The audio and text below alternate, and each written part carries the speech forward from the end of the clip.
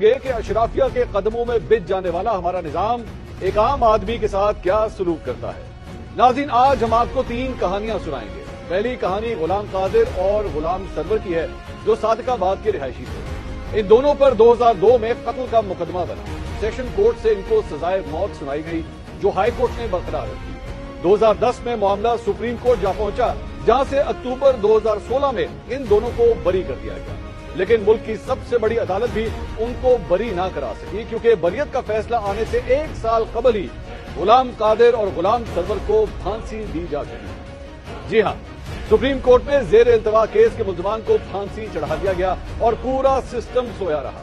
اب آپ کو دوسری کہانی سناتے ہیں۔ سید رسول نامی شخص کو لاہور ہائی کورٹ نے فروری 2017 میں بری کرنے کا حکم سنایا۔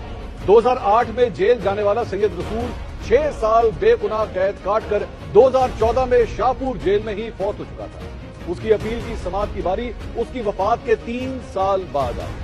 ایک عام آدمی کے ساتھ سسٹم کا سلوک کیا ہے، اس کا اندازہ اس بات سے لگا لیں کہ سپریم کورٹ میں 56,000 سے زائد مقدمات زیر التوا ہیں، جن کی پیشیاں نہ جانے آنے والی کتنی نسلوں کو بھگتنا پڑیں گی۔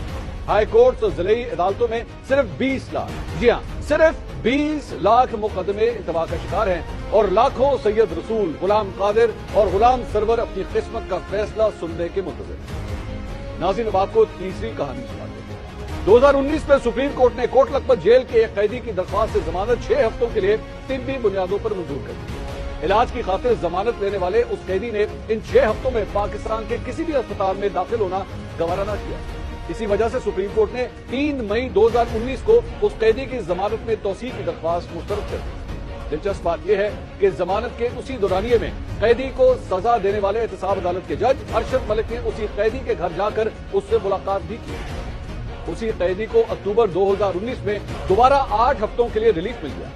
قیدی کے بھائی نے 50 روپے کے اسٹامپ پیپر پر بیان حلفی لکھ کر دیا، اور عدالت نے اسے علاج کی خاطر 4 ہفتوں کے لیے ملک سے باہر جانے کی اجازت دے دی۔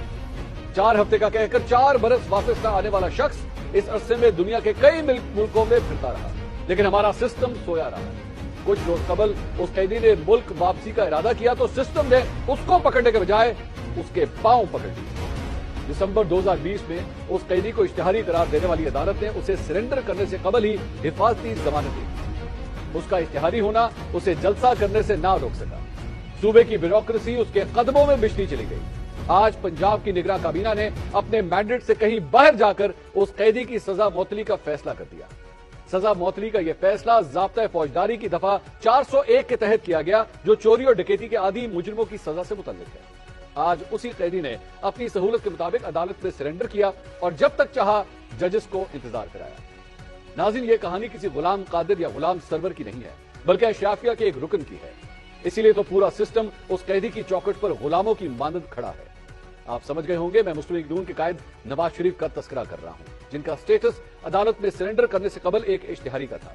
اس وقت حالات یہ ہیں کہ عدالتیں ان کی ہر درخواست مان رہی ہیں، افسران ان کا ہر حکم مان رہے ہیں، نگراں حکومت ان کو وہ ریلیف بھی دے رہی ہے جو نگراں حکومت کے مینڈیٹ سے باہر۔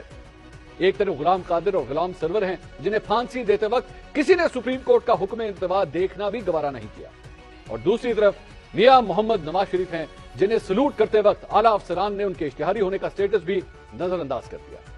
غلام قادر یا غلام سرور اور میاں نواز شریف میں فرق کیا ہے؟